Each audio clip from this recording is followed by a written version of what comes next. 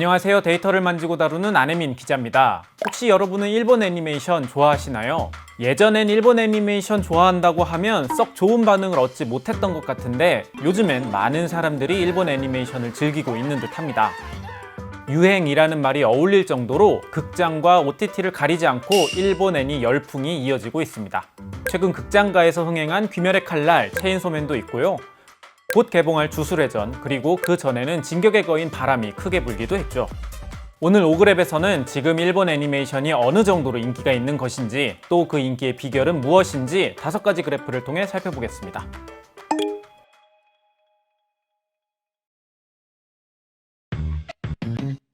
추석 연휴가 지나고 귀멸의 칼날 무한성편은 관객 수가 532만 명을 돌파하면서 올해 박스오피스 2위를 기록했습니다. 올해 개봉 영화 가운데 귀멸의 칼날 무한성편의 흥행 성적을 넘는 영화는 좀비딸 뿐이죠. 귀멸의 칼날뿐 아니라 체인소맨 극장판에는 150만 명이 넘는 관객이 몰리면서 일본 영화 관객 점유율은 14.4%까지 올라갔습니다. 이 일본 영화의 기록은 영화진흥위원회에서 통합 전산망 시스템을 갖춘 2004년 이후 1위에 해당합니다. 오그랩 첫 번째 그래프를 통해 한국 영화 시장의 국적별 점유율 상황을 살펴보겠습니다. 2004년부터 2025년 현재까지 영화 국적별로 점유율을 나타내보면 단연 1, 2위는 한국 영화, 미국 영화입니다. 하지만 최근 상황을 보면 일본 영화 상승세가 심상치 않아요. 처음으로 점유율이 반등했던 2017년에는 신카이 마코토 감독의 너의 이름은이 대흥행을 하면서 관객 점유율 4.0%를 기록했습니다. 당시까지 일본 영화 중 최다 관객을 기록한 건 미야자키 하야오 감독의 하울의 움직이는 성이었는데 그 기록을 갈아치우고 신기록을 달성한 거죠. 그리고 4년 뒤인 2021년에는 귀멸의 칼날 무한열차편이 더 큰 흥행 바람을 일으키면서 처음으로 관객 점유율 5%대를 넘겼습니다. 2023년은 일본 영화가 국내 최초로 10%의 관객 점유율을 기록했던 해입니다. 흥행을 기록했던 건 스즈메의 문단속과 더 퍼스트 슬램덩크였죠. 두 영화는 2023년 대한민국 박스오피스 순위에서 각각 4위, 6위를 기록할 정도로 엄청난 흥행을 했어요. 스즈메의 문단속은 558만 명의 관객을 동원하면서 직전까지 흥행 1위였던 너의 이름은을 꺾고 역대 일본 영화 한국 흥행 순위 1위로 올라섰죠. 그리고 올해는 현재까지 귀멸의 칼날 무한성편과 체인소맨 레제편의 흥행에 힘입어 역대 최고 관객 점유율을 기록하고 있습니다. 뒤이어 개봉을 앞두고 있는 주술회전까지 흥행한다면 관객 점유율은 더 오를 수도 있고요. 영화라고 뭉뚱그려서 칭하고 있지만 실상 우리나라 영화 시장에서 힘쓰는 일본 영화는 실사 영화가 아닌 애니메이션들입니다. 우리나라 영화 시장 역대를 통틀어서 박스오피스 200위를 살펴보면 그중 일본 영화는 4편이 포함되는데 모두 애니메이션입니다. 스즈메의 문단속, 귀멸의 칼날 무한성편, 더 퍼스트 슬램덩크, 너의 이름은까지 말이죠. 일본 실사 영화 중 국내 흥행 1위는 러브레터인데 재개봉 관객까지 포함해도 약 140만 명에 불과할 정도로 애니메이션과는 큰 흥행 차이를 보이죠. 일본 애니메이션의 저력은 한국에서만 확인되는 것이 아닙니다. 오그랩 두 번째 그래프를 통해 살펴보겠습니다. 2002년부터 2023년까지 일본 애니메이션 시장 규모의 변화입니다. 2023년 일본 애니메이션 시장 규모는 3조 3,470억 엔으로 역대 최고치를 찍었습니다. 시장 규모 1조에서 2조 돌파하는 데 16년이 걸렸는데 2조에서 3조 돌파하는 데는 불과 7년밖에 걸리지 않을 정도로 상승세가 빨라요. 2023년엔 해외 시장 수익이 일본 내수 시장을 초월했다는 점도 주목할 만합니다. 여태껏 일본 애니메이션 시장에서 해외 수익이 내수를 넘어선 건 2020년과 2023년 뿐입니다. 일본 애니메이션의 해외 시장 성장세는 2013년 이후부터 11년 연속으로 플러스 성장할 정도로 순풍을 타고 있죠. 앞서 우리나라 박스오피스 200위 안에 들었던 4편의 애니메이션은 전 세계에서 3억 달러 이상의 수익을 벌어들인 작품이기도 합니다. 그 중에서도 올해 개봉한 귀멸의 칼날 무한성편은 역대 일본 영화 가운데 가장 많은 수익을 올린 작품이 되었습니다. 현재까지 무려 6억 달러가 넘는 글로벌 수익을 벌어들였죠. 그렇다면 왜 이렇게나 일본 애니메이션이 흥행하는 걸까요? 예전부터 애니메이션을 즐겨왔던 제 입장에서 느껴지는 건 애니메이션, 특히 일본 애니메이션을 향유하는 사람들의 파이 자체가 커졌다는 인상이 듭니다. 실제 데이터도 그렇게 이야기하고 있는지 지금부터 살펴보겠습니다.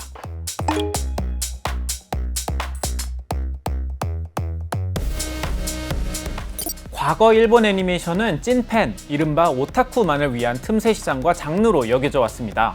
하지만 OTT를 필두로 다양한 채널에서 스트리밍 되면서 이제는 전 세계적으로 인기 있는 장르로 자리매김했죠. 넷플릭스가 지난 7월 LA에서 열린 애니메 엑스포에서 구독자의 50% 이상이 애니메이션을 시청하고 있다고 발표했습니다. 1억 5천만 가구 이상, 약 3억 명의 시청자가 넷플릭스를 통해 애니메이션을 보고 있어요. 작년 한 해 동안 넷플릭스 애니메이션 시청 횟수는 5년 사이 3배 증가해 10억 회를 넘길 정도죠. 우리나라의 시청자들도 마찬가지입니다. 대한민국 넷플릭스의 탑 10 랭킹에서도 일본 애니메이션 강세가 이어지고 있습니다. 5그랩 세 번째 그래프입니다. 2021년부터 2025년 9월까지 대한민국 상위 탑 10에 포함된 일본 애니메이션 작품들은 매년 증가하고 있습니다. 올해는 아직 3개월이 남았는데도 불구하고 벌써 22편이 포함되어 있죠. 이렇게 많은 소비자들이 선택하고 있는 만큼 넷플릭스에선 애니메이션 영역의 투자 규모를 확대하고 있습니다. 다만 넷플릭스가 분야별로 얼마나 투자했는지 밝히고 있진 않아서 정확하게 확인하기는 어렵지만 콘텐츠 투자액이 2025년에만 작년 대비 11% 증가한 180억 달러 규모인 만큼 애니메이션 영역도 그에 맞춰 확대된 것으로 유추할 수는 있습니다. 이 투자금은 넷플릭스 자체 오리지널 콘텐츠에도 들어가겠지만 외부 애니메이션 제작사로도 흘러가기 때문에 외부 제작사의 회계 자료를 통해 간접적으로나마 넷플릭스의 투자 규모를 확인해 보겠습니다. 괴수 8호를 만든 프로덕션 아이즈의 회계 보고서입니다. 2024년 회계연도 기준으로 판권 사업의 총 매출액이 39.6억엔인데 그 중에서 15.3억엔을 넷플릭스로부터 받았죠. 판권 수입의 38.7%에 해당하는 금액입니다. 여기에 영상 제작 부분에서도 20.4억을 받아서 전체 매출의 24.5%를 넷플릭스가 차지하고 있죠. 기존의 일본 애니메이션은 이른바 제작위원회 시스템을 통해 제작되어 왔습니다. 제작사뿐 아니라 광고주, 방송사 등 애니메이션에 관여하는 기업들이 모여서 공동 투자를 해서 위험을 분산하고 수익도 공유하는 식인 거죠. 소규모 스튜디오도 이렇게 대형 프로젝트에 참여할 수 있는 기회가 있고 재정적 위험도 상대적으로 최소화할 수 있는 장점이 있지만 제작사 입장에선 제작비를 줄이라는 소리를 여기저기서 들어야 한다는 단점이 있습니다. 하지만 넷플릭스와 함께라면 제작위원회 없이 제작비가 한 번에 지급되다 보니 그런 부담이 사라지죠. 물론 넷플릭스가 2차 저작물 권한을 모두 가져가지만 그만큼 엄청난 투자금을 꽂아주죠. 이렇게 많은 돈이 투자된 일본 애니메이션 제작사들은 퀄리티 좋은 애니메이션 시리즈를 뽑아내고 있습니다. 액션씬도 화려하고 CG도 퀄리티가 높고 소비자 입장에선 양질의 콘텐츠를 접할 기회가 더 많아진 겁니다. 실제로 애니메이션 OTT 사용자는 점점 늘어나고 있죠. 애니메이션 전용 OTT의 성장이 그 증거입니다.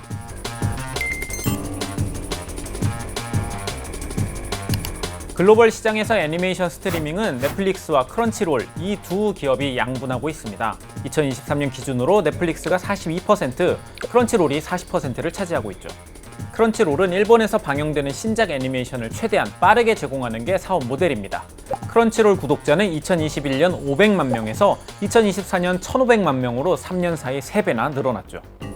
우리나라에선 애니메이션 특화 라프텔이 있습니다. 웨이브나 티빙 같은 토종 OTT가 부진을 겪는 와중에도 라프텔은 꾸준히 성장하고 있습니다. 월간 활성 이용자 수 규모를 살펴보면 2021년에 70만에서 2025년엔 어느새 100만을 돌파할 정도죠.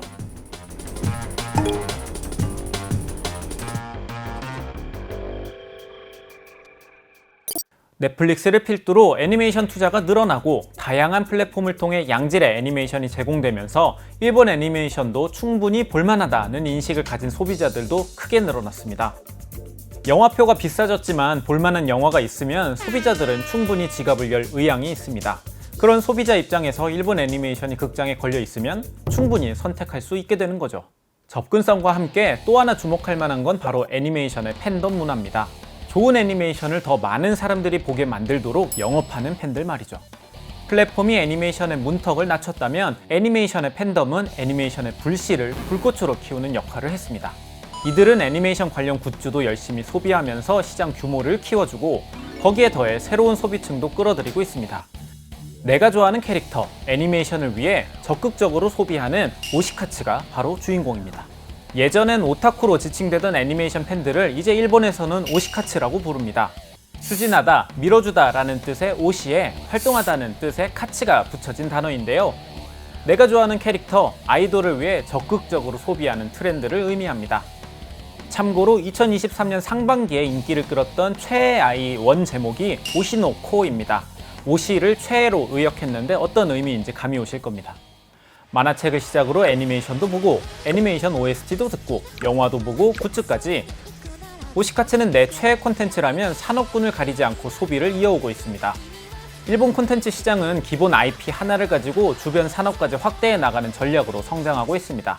이러한 IP 확장 전략을 구동시키는 엔진 역할을 하는 게 오시카츠인 거고요. 오시카츠는 단순한 팬 활동을 넘어 거대한 경제 생태계를 형성하고 있습니다. 일본 중앙은행에서도 주목할 정도인데요. 지역경제 보고서 이른바 사쿠라 보고서의 지난 1분기, 2분기 내용에 오시카츠가 등장합니다. 오사카, 나고야 등 지역을 가리지 않고 오시카츠의 수요가 증가하고 있다는 경향이 보고되고 있죠. 도대체 어느 정도 규모이길래 중앙은행에서도 언급할 정도인지 일본 마케팅 기업 CDG의 실태조사 데이터를 가지고 오그랩 마지막 그래프를 그려봤습니다. 2025년 조사에 따르면 응답자의 약 17%가 오시카츠 활동을 하고 있다고 대답했습니다. 1인당 연평균 25만 엔을 쓰고 있고 연 단위로 보면 3.5조 엔을 지출하고 있어요. 단순히 콘텐츠와 굿즈 소비에만 그치는 게 아니라 팬아트, 코스프레로 2차 창작물 시장을 형성하기도 하고요. 나아가 애니메이션의 배경이 되는 곳을 성지순례하며 지역 관광에도 영향을 주고 있습니다. 이들은 서로 교류하면서 커뮤니티를 꾸리고 주변 사람들에게도 문화를 전파하는 역할도 마다하지 않습니다. 멀리 갈 필요 없이 이미 우리는 캐대언을 통해 이런 적극적인 팬덤의 소비자들을 경험하고 있죠. 일본에서는 오시카츠의 행동을 더 적극적으로 활용하고 있습니다. 일본 도쿄전력이 운영하고 있는 픽트리라는 게임이 있습니다. 플레이어들은 특정 지역의 전봇대를 촬영해서 업로드하고 포인트를 받게 되는데요. 이 포인트를 현물로도 교환할 수 있습니다. 촬영된 사진은 도쿄전력의 전봇대 유지 보수나 관리하는 데 사용되고요. 올해 초에 픽트리가 일본의 지방도시 누마즈시와 새로운 시즌을 진행했습니다. 누마즈시는 러브라이브라는 애니메이션의 배경이 된 소도시인데요. 이곳에서 게임을 진행하는 김에 강력한 팬덤을 가진 러브라이브와 콜라보를 했습니다. 팬들은 전봇대 사진을 찍으며 한정판 러브라이브 굿즈를 얻고 픽트리와 도쿄전력은 전봇대 유지보수에 활용할 자료를 얻고 누마즈시는 각 지역에서 온 관광객들을 얻으면서 지역 활성화까지 이뤄낸 거죠. 접근성과 투자 그리고 팬덤, 일본 애니메이션은 이 3박자가 맞물리면서 글로벌 시장을 장악하고 있습니다. 한때 오타쿠 문화로 치부되던 일본 애니메이션은 이제 메인스트림 콘텐츠로 완전히 자리매김했죠. 특히 주목할 만한 건 하나의 핵심 IP를 중심으로 만화, 애니메이션, 음악, 영화, 굿즈, 그리고 관광까지 연결되는 거대한 산업 생태계를 구축했다는 겁니다. 우리나라의 K-팝과 K-드라마가 세계를 휩쓸고 있는 지금 우리도 더 단단하고 지속가능한 콘텐츠 산업을 위해서 일본의 이런 전략을 참고해 볼 필요가 있지 않을까요? 오늘 준비한 오그랩 일본 애니메이션 편은 여기까지입니다. 긴 영상 끝까지 시청해 주셔서 진심으로 감사합니다.